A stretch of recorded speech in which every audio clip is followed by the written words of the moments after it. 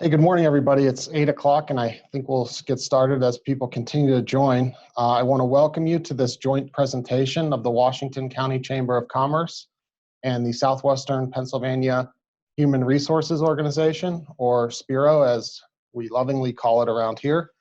I'm Will Tomeyer. I'm the Director of Economic and Tourism Development at the Chamber, and we are pleased that you're able to join us for this important webinar outlining a powerful new tool to help businesses get back up and running after the challenges presented by the COVID-19 crisis.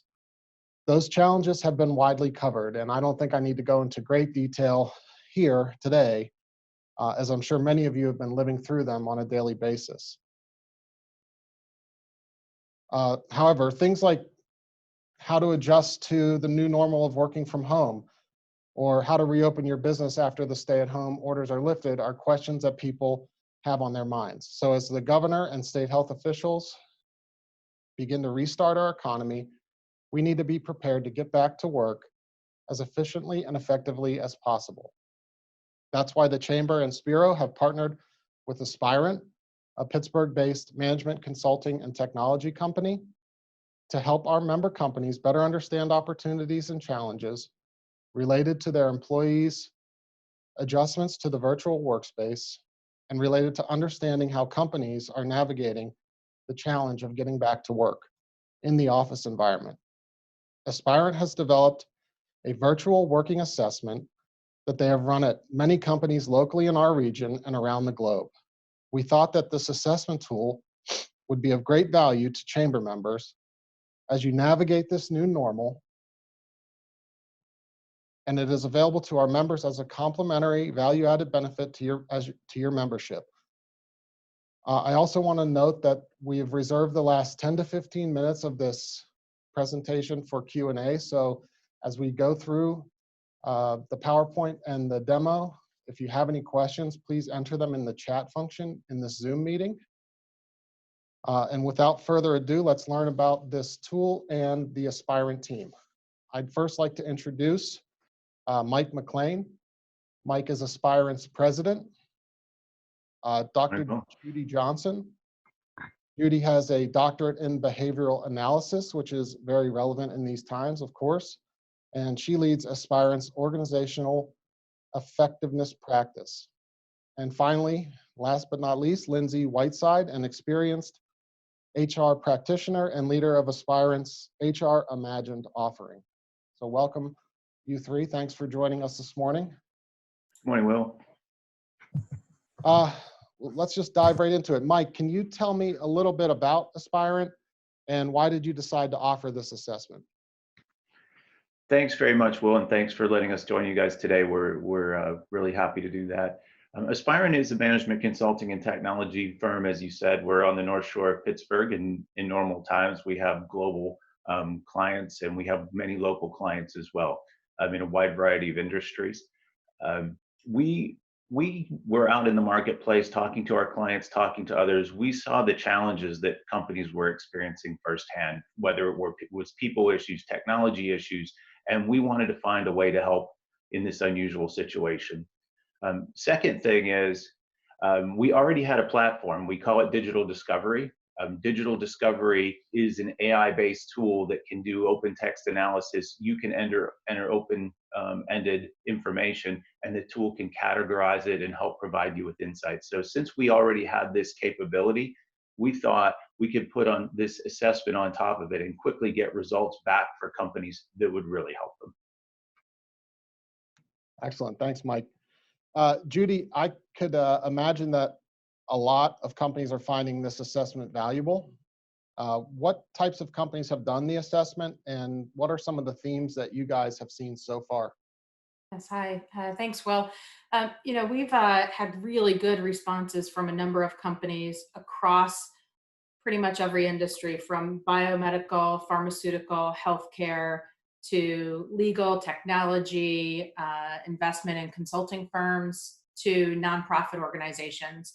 And the size has really ranged. So, we're offering this to companies as well as teams. And so we have teams as small as 10, 15 people for business unit leaders, or companies that are small that are taking it all the way up to global companies who are taking it across business units and across locations.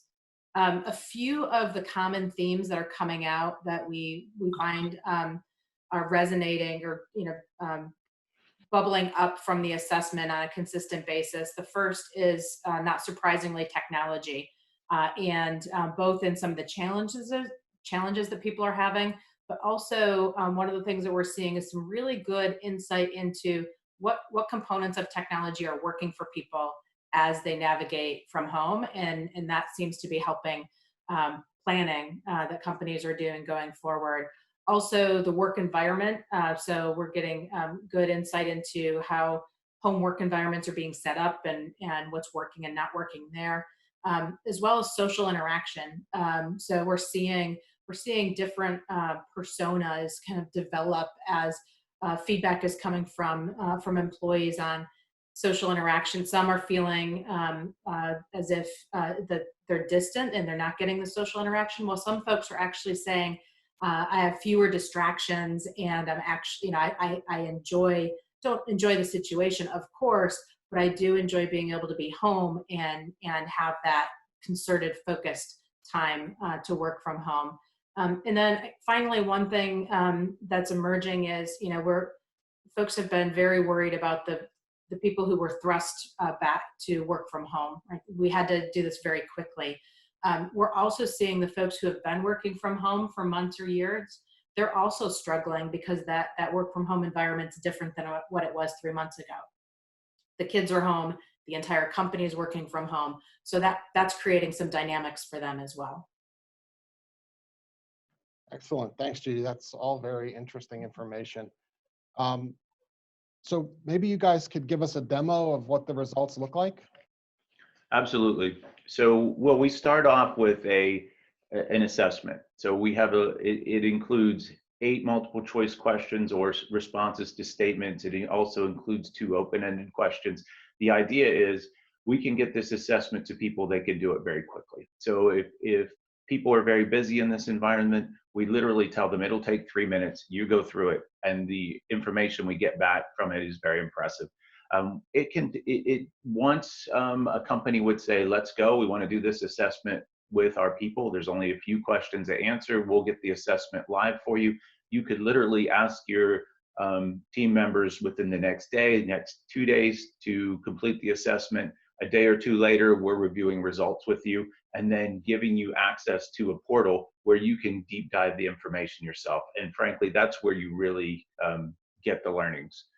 This is an example that we've created. So, and as Judy mentioned, we have had companies with 10 people, we've had companies with hundreds of people do the assessment. So in this example, we start off on the left, showing number of participants, showing an overall question, and we talk about how are you feeling?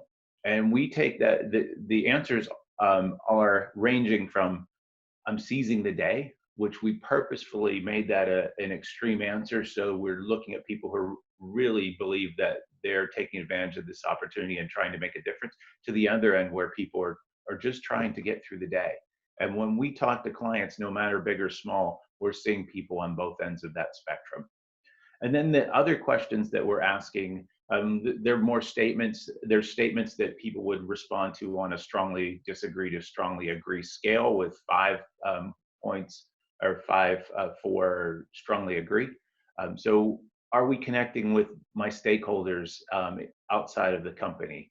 Am I connecting effectively with my manager and also regularly with our manager? We believe that that manager connection is the biggest, most critical point, because your manager is your key point of contact in the company. So companies that score well in this area, it's a very good sign. Am I connecting with my team?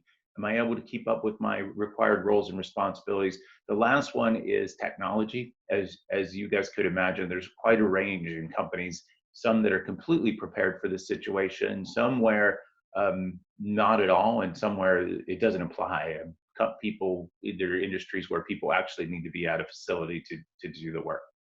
So this gives you a good overview. Then we can dive into question scores. And this is a small example, but if it were a big company, we could, with hundreds of respondents, we can break it down by, oh, I want to see how marketing did or sales, et cetera. In each of these screens, you could click and get into further detail and slice and dice the data to get the information you need. In this example of how, the first one is how are you doing working virtually? And you can see these scores ranging from seize the day to just trying to get through the day. Most companies that we have done the assessment with have more of a bell curve with most people in the middle, and then you have 15 to 20% outliers on each side of this. Connecting effectively with my manager. Once again, we believe that's really important. Connecting regularly with my manager, understanding my manager's expectations of me. And you could click through each one of these and see how people answered the question on a basis of which response they chose. The real value comes on the open-ended questions. I shouldn't say the real, additional value, and bringing it all together is really important.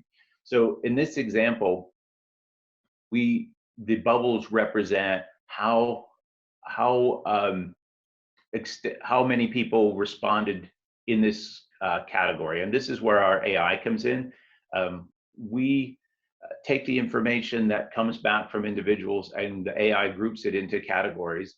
So we would see in this example, home environment is the biggest example. And when we click on it, we click on each of these bubbles, we can see if it's broken down further. So the number 2 bubble on this example is social interaction. So underneath that, on the right side, you can see it's broken down between feeling isolated and then lack of social interaction with my coworkers. We can click through each of these, client related, technology, no issues at all, collaboration has been an issue, etc. If I click back out, you can see the overall perspective again. And I think one thing I'd like to point out, the social interaction has been a big one. Judy touched on that earlier. We're seeing a wide variety of how people are reacting based on their personalities. So we're seeing people that would normally profile as more introverted actually taking to this environment, being perfectly comfortable with it. But we're seeing others, such as, especially those in sales organizations who have that more extroverted personality and are used to constant interaction with other people, actually feeling personally challenged from a social interaction standpoint due to the way that they're wired as an individual. So the lesson coming back to leaders is you have to look at each of your employees individually and treat them individually. It's not a one size fits all. So when we're talking about these challenges, next we might say, okay, I want to get into the detail of what my challenges are. So once again, the AI then takes all of those subgroupings and says, how do they fit? Which group do they fit in? And then if you would do this assessment for your company, you would be able to come in here and say, oh, I want to click on, I'm very interested in home environment. So looking at home environment, I'll let you guys take a read of examples on the right side. What pops up?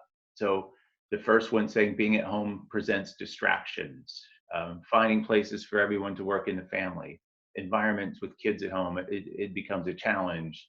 And when we click one of these, sometimes it hits multiple categories. So the way it's summarized, it can go back and say, oh, well, social interactions with customers is important. Also, it's related to the company news, or I've got bandwidth internet issues at home, etc. For a lot of the bigger companies that we're working with, the interesting thing is a lot of their challenges are coming from home internet connections. So while it's not necessarily that company's responsibility to fix everybody's home internet connection, if they don't do something to help, it's impacting productivity. So for companies truly considering, do I put a SWAT team in place to understand these IT issues? Do I connect people with EAP programs to help them through their social isolation issues? Because number one, it's about taking care of our employees. Number two, it's about productivity of the company, and it all comes together. So now I take a step back, and the final open-ended question is around what's improved. What do I see as an improvement during this situation? Interestingly, oftentimes what is our biggest negative at companies is also the biggest positive. So some individuals find that home environment is the biggest challenge. They're trying to get work done. They have a partner who's also trying to get work done. They might have kids at home, et cetera. But others are saying, hey, actually the home environment's helpful. I can segment my time. I can have a space where I can work effectively. I very interestingly, big answer across the board is no commute. That's more relevant in, obviously those companies in the city. And, we have a lot of clients in the northern New Jersey, New York City area. Those with hour-long, hour-and-a-half commutes are saying two things. One, I don't have a commute anymore. That's helping my productivity. I'm getting more work time, more family time, more sleep time, which is very common, by the way. But they're also saying, when this is all over, do I really need to come back into the office? So that's going to present a challenge, as this whole environment that we're under today is going to completely affect the business environment for the future and drive how companies do business. If we look at the overall, again, we see nothing's changed. Routines are helpful. Meeting technology is helpful. Once again, we see that as a negative for some companies and a positive. Even within companies, we see people who have taken to the technology and are very good at it, and those that are saying, I still don't get this. So we really have challenges by individual. And then you would be able to dive down once again on improvements in that area. So tell me about no commute. Why is that better? Tell me about the home environment. Click through these and really understand the verbatims. When we see these assessments in the business world, normally you get back these verbatims, but they're often in an Excel spreadsheet with hundreds of responses. Combing through those, you might be able to pick up a point here and there. This really takes the information and consolidates it and helps you drive insights.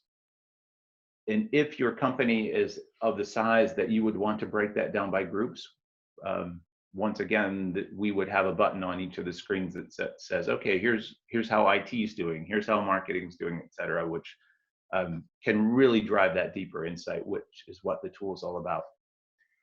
So, well, that covers the overview and I hope gives people a good idea of what they would see back if they participated in the assessment.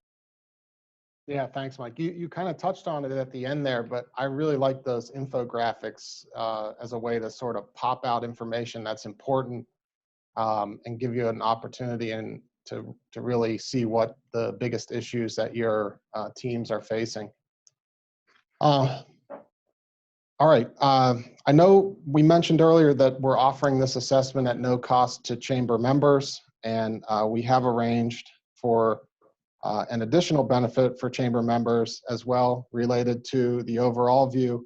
Judy, would you mind maybe sharing some of information on that? Sure. Yeah. So if chamber members want to participate, they'll get the view for your company, and however, with the breakdown across functions, if that's what you want. But then in addition, what we're going to be providing to the chamber and each of the members that participate is a view across Washington County. So all of the members will have a compiled report. So similar look and feel, but it'll have averages across all the companies. So you'll get a chance to see what some of those themes are and how things look in the county. Awesome. That's great. I think that benchmarking will be really valuable to our members and the managers in those companies. Yeah. So Lindsay, you lead Aspirant's HR Imagined service line. Maybe you could tell us a little bit about that. Yeah, absolutely. Thanks, Will. So HR Imagined is a service line within the organizational effectiveness practice of Aspirant, and we work with small to mid-sized businesses to fill any gaps they may have within their HR function. So this could be on a project basis or on an ongoing basis. It truly depends on the need. And how we determine the need is by the use of our our HR assessment. So it's a comprehensive assessment, covers 8 areas of HR. And really, that gives us a great idea of where they are currently in their HR function and where they want to be. And that helps us develop a plan of where to go next and how to help. So we pretty much touch every area of HR, from compensation and benefits to performance. We really are just an extra set of hands to help update or implement or whatever might be needed in the HR function. You unmute me. Thanks. With your HR background, can you tell us about the key items related to getting back to work from an HR standpoint? Absolutely. So I think we've all been inundated with information from all avenues, kind of as a reactive response to the COVID-19 crisis. And so what we did was we actually developed a checklist, a readiness to reopen checklist that really is focused more on prevention and preparedness for when folks do return to the office or plan to reopen the business. So from the HR perspective, some of the key items to focus on are directly related to the CDC guidelines and the local government guidelines, and those are frequently changing. So it is important to kind of keep up with those. And I know tonight we even have, or today, Pennsylvania anyway is expecting new guidelines from Governor Wolf. So I would say, those guidelines really focus strongly on workplace safety and policy and procedure changes. The checklist we created also covers areas, the communications and business continuity. So, all are equally as important as we plan to get back to work in a safe and effective way. Thanks, Lindsay. Hey, I just want to remind everybody watching that if you do have any questions or comments for the team here, please use the Q&A function at the bottom of your screens. So next, Mike, we all know that the COVID-19 pandemic has been devastating for many businesses. What are you seeing in the marketplace when we look broader than HR? Thanks, Will. This is one of the reasons when you talked up front about why we wanted to do the assessment, this is what drove it. So we have clients who, for example, who are in the medical device arena, who, as you all know out there, all elective medical procedures have really come to a standstill. So if you can imagine running a company that's a medical device company and 95% of elective surgeries have stopped, what that's going to do to your business. It's an enormous burden, really has a huge impact on sales and profits. We've had companies that are sales-based. So if we're a sales-based company, you're getting out there in the market, talking to people, that's what you do every day.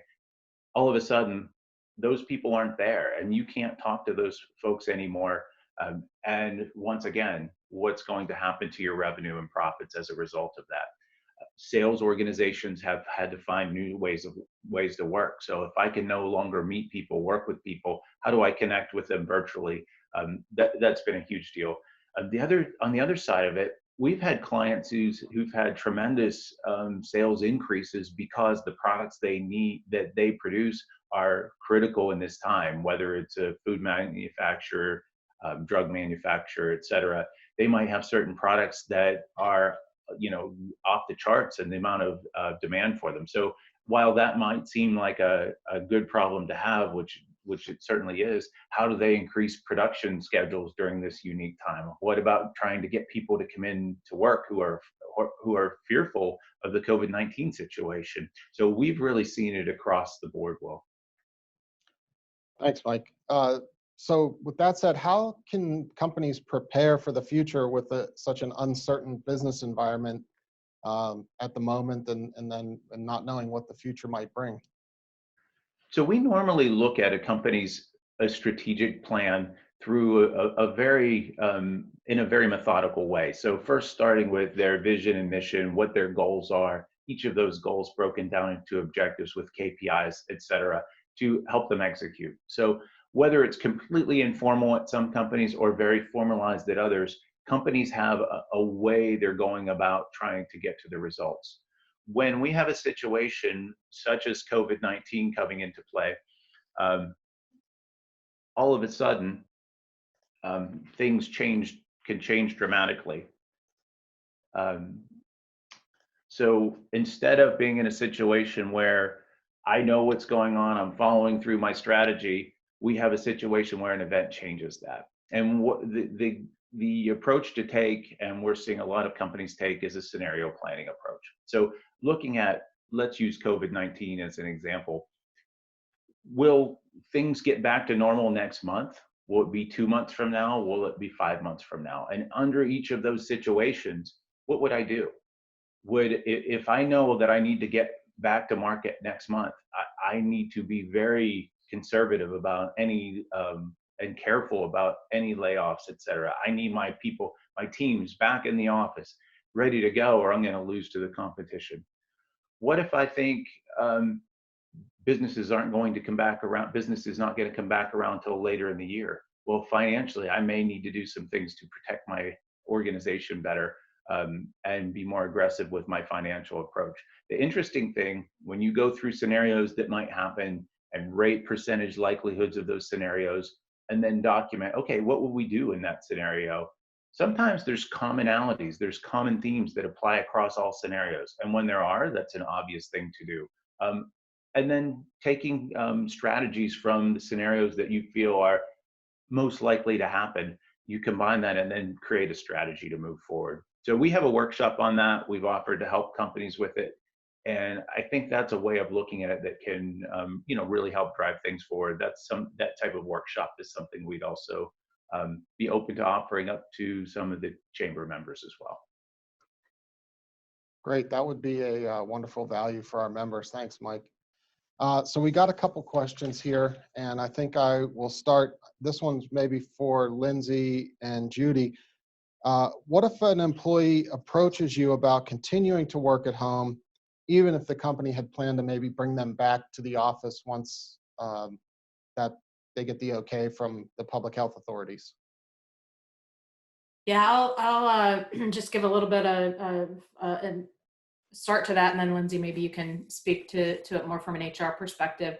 But we are seeing that a lot with clients where, a few months ago they were really asking everyone to come into work, and people who wanted to work from home weren't allowed to.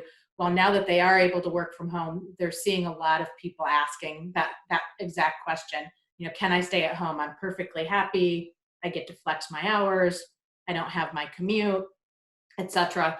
So I think companies are wrestling with that, depending on what your business model is, not only to be able to provide the best service to your customers and help your employees out, but also thinking from a contingency perspective. It's a little uncertain what things are going to look like in 3 months, 6 months, depending on who you talk to. And so having a solid plan on that return to the office in whatever form that looks like, but then also doing that in a way where your contingency planning is supported, so that you don't, for example, mandate everyone goes back into the office only to then need to turn around and pull people out. So things like that are some of the conversations that we're having. But Lindsay, do you have some other thoughts on that? Yeah, I think from an HR perspective, like you said, Judy, we've seen it come up in the assessment results, and truly the decision on whether to move forward with that or not is really organization specific. If it works for your organization, is that something to think about? That's a conversation that I would suggest having before reopening, so that when that question comes up, the leadership has prepared, and has a united front on what the approach is. From my viewpoint, if allowing somebody to work from home, 1 day a week, ever so slightly adjusting policies to allow that work from home or a flexible work schedule, if that will keep people productive and engaged, it's certainly something worth considering.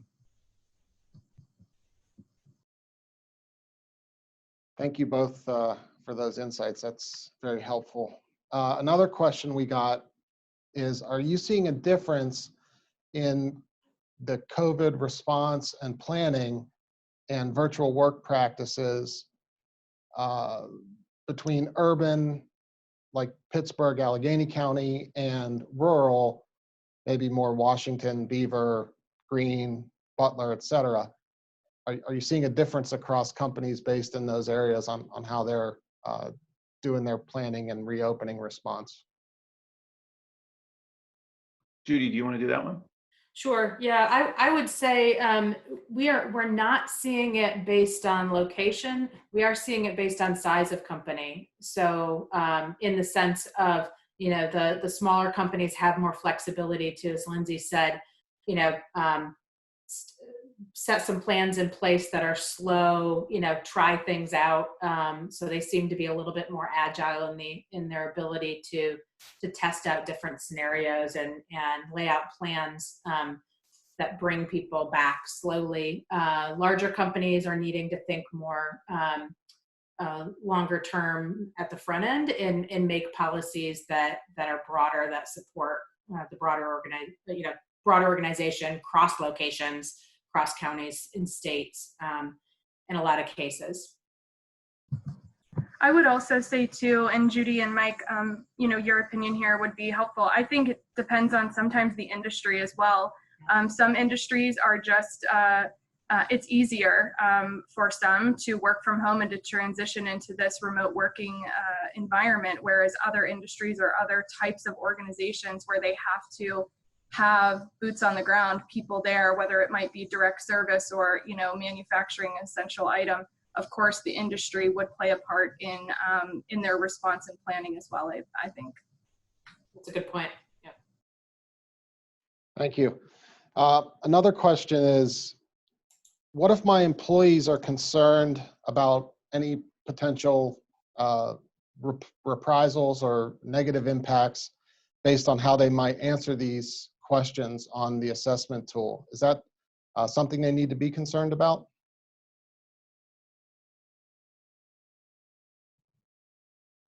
Mike, Lindsay, do you want to take that? Sure. So absolutely not. The assessment is completely anonymous. So first and foremost, and I think it's a great opportunity for leaders to speak to their employees and create that open culture. We want you to to explain it as it really is, because if you do, then we can react to it and do all the right things. If we don't get the valuable information, then we're really a bit handcuffed. So absolutely anonymous.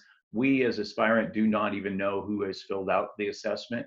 We set it up that way purposefully, and there's no way to tie back individual responses to people.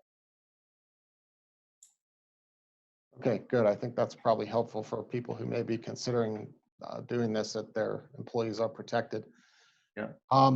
Would the same survey be applicable to employees in both the private and public sector? Or if not, how may the surveys differ?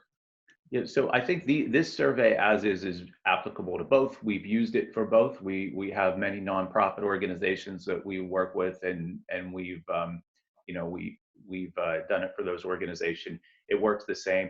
Sometimes there is a need to customize it by company. That can happen additionally, but the overall assessment, it works for anybody. I think the one place it is different though, and we've had to customize it and create a separate version, is for those companies it's truly not working from home. It's a plant environment where people need to come in to do their work. And that's a second version which we can provide as well. Okay, great, thank you. Can companies share, or have you seen companies maybe sharing the results of the surveys and assessments with their employees? So in other words, are they maybe giving encouragement to their employees by saying, hey, you're not alone, other people are feeling isolated, other people are having trouble managing at home and so on? Yeah. So go ahead, G. Sorry. Yeah, I was just going to say absolutely. And we encourage them, if as with any survey that you do, if you put it out there and you ask people to respond, we encourage the leadership teams to take a look at the results, determine what they're going to do about it, and go out and pretty quickly say thank you. First of all, thank you. We heard you, and here are the things that are coming out. So most companies that we're working with, hopefully all companies that we're working with, are doing that. The last question that we ask is it's an open-ended question, which is what has improved your productivity while working at home? That gets a lot of really good tips and tricks and best practices, and allows those leadership teams to go out and share not only what people are challenged with, but some ways that people are coping. So it provides kind of a good balanced message. Social isolation and social interaction is one that we see sitting on both the challenges and the improvements. And so the leadership teams can take that, and if they're seeing that in their results, they can say, hey, we know people are struggling. Here's some things that other people are doing around, setting up their schedule in the right way, in a way that helps them most, taking walks, setting virtual coffees, creating team fun time instead of, instead of having pizza in the lunchroom together, we're going to all get on over lunch and play a virtual game, or things like that they can share. So they're not just sharing the results, but they're sharing some solutions for people too. Excellent, thanks. I think our final question is, we got a couple asking about from individuals who may be involved with companies who aren't chamber members, and but would still like to maybe engage you on this assessment. How could we direct them to get in touch with you guys, or maybe talk to the team about how the assessment might work for their company? So the first part of that question is, the answer is, this assessment is also free for non-chamber members. It's what the additional value, the reason we're engaged with the chamber and SPHRO is that it helps get the information out there. We're really trying to get it to companies that really need it. But as far as the ability to access it, it is for anyone. The additional value we're adding for chamber members, though, is this overall consolidation of results and letting you know how you're doing, how other companies in your area are doing as well. But we're happy to work with you. You can see our emails on the screen there, or go to our website at aspirant.com. It's right on our homepage. You can click that and send your information. And so we'd love to talk to anybody, whether it's about the assessment, whether it's Lindsay with the, what do I need to do to go back to get everybody back to work, or if it's related to business and scenario planning. We'd love to talk to anyone. Awesome, thank you. So I think that pretty much does it for our Q&A portion. And unless you guys have any other items to add, I think we can wrap it up here. Obviously, we'd like to extend our thanks to Mike, Lindsay, and Judy for being with us this morning and presenting this valuable information to our members. And as Mike mentioned, if you have any further questions or you'd like to contact the team at Aspirant, their emails and website are there on your screen. And we will also forward out a contact sheet to everyone that participated in the event today. So with that said, thank you guys again for joining us, and we really appreciate you taking the time to share this valuable tool with our members. Thank you, Will. Yep, thanks, Will.